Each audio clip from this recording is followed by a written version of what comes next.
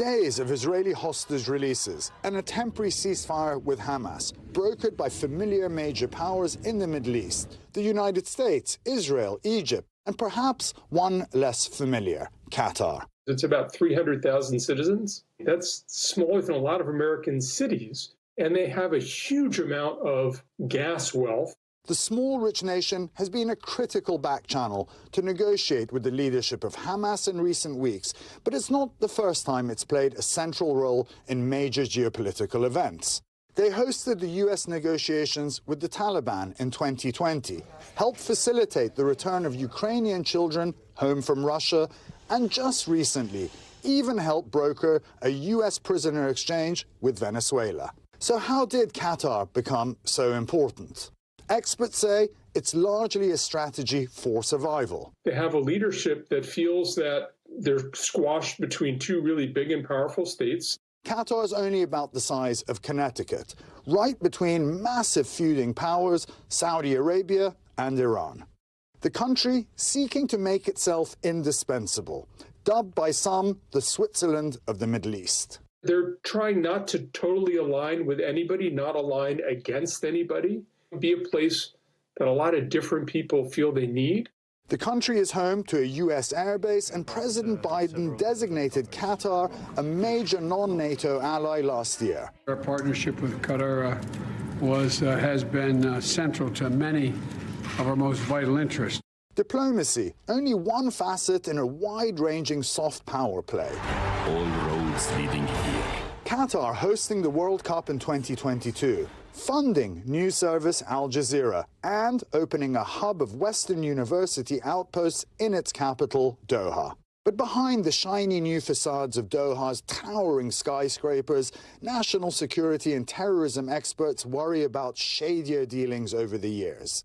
A Treasury Department official speaking out in 2014. There are U.S. and UN designated terrorist financiers in Qatar that have not been acted against under Qatari law. And President Trump in 2017. The nation of Qatar, unfortunately, has historically been a funder of terrorism at a very high level. Saudi Arabia also led a blockade of the country over fears it was supporting terrorism and drifting too close to Iran. The media attaché for the state of Qatar responding to such allegations in a 2019 published letter to the Wall Street Journal, saying, in part, the state of Qatar offers no haven to those who support terrorism, and we stand with the United States to defeat those who support terrorism. But Qatar allowed Hamas to open an office in Doha, with the group's leadership spending time there regularly. It's also no secret that the country sends millions of dollars into Hamas-run Gaza, with an official saying publicly they will continue to do so. Whether that money ends up in civilian or terrorist hands is hotly debated. The Embassy of Qatar telling NBC News in part, without exception, all of Qatar's aid is fully coordinated with Israel, the U.S. government, and the United Nations. The aid is subject to strict guarantees and controls. The embassy also saying Hamas's Doha office was established in coordination with the U.S. government.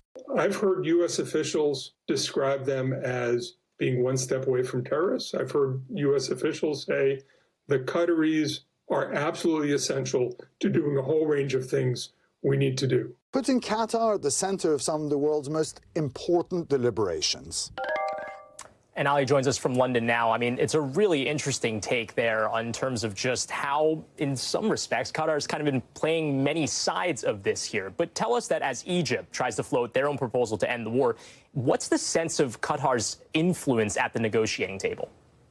Well, Brian, Qatar could play an instrumental role if it wants to, not because they're impartial, skilled negotiators, but because they wield an enormous amount of influence over Hamas, whether that's through financing or political backing. Now, we've talked about all the money Qatar sends into Gaza. We're talking about hundreds of millions of dollars. And Qatar has hosted the Hamas Politburo since 2012.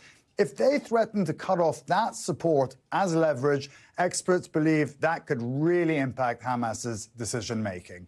Brian? Ali Arouzi, thank you so much. Appreciate it. Thanks for watching. Stay updated about breaking news and top stories on the NBC News app or follow us on social media.